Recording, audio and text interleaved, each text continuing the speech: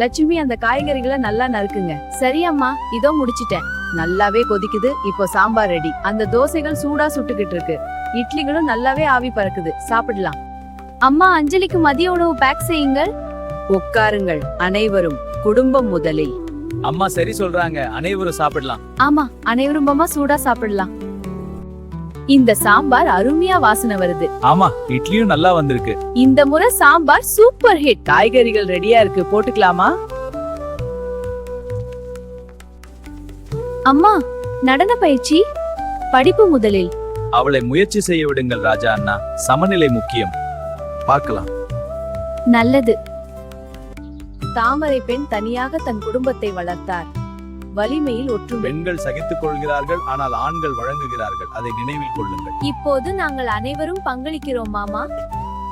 ஒன்று மட்டும் அம்மா. அர்ஜுன், திருட்டுத்தனமாக சாப்பிடாது. ஒன்றுதான் அம்மா, அது போதும். சரி அம்மா. இரவு உணவு பீட்டா, அது என்ன? பழைய பொருள் அப்பா.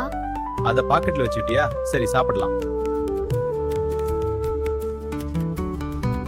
இந்த அரிசி காலையிலே நல்லா வந்துருச்சு. ஆமா பாட்டி, இன்னைக்கு ஆன்லைன் கிளாஸ் இருக்கு. சாப்பிடுங்க, பிறகு பார்க்கலாம். பிரியா, பூஜைக்கு கொஞ்சம் உதவி செய்ய முடியுமா? கண்டிப்பாமா, இப்போ என் வகுப்பு தயாரிப்பு முடிஞ்சிடுச்சு. ரொம்ப நல்ல பிள்ளை.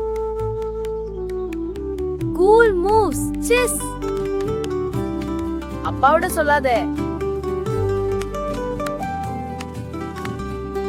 அம்மா பாருங்க, பசுக்கள். ஆம் கண்ணு, அவ நம்ம பால் கொடுக்கும். அக்கா, அந்த பசு ரொம்ப பெருசா இருக்கு. அப்பா இன்னைக்கு பால் அதிகமா கொண்டு வருவார். இங்க இருந்து நல்லா இருக்கும். அடுத்த வாரம் அவர் வருவார். அப்பா வந்தா கொண்டாடலாம்.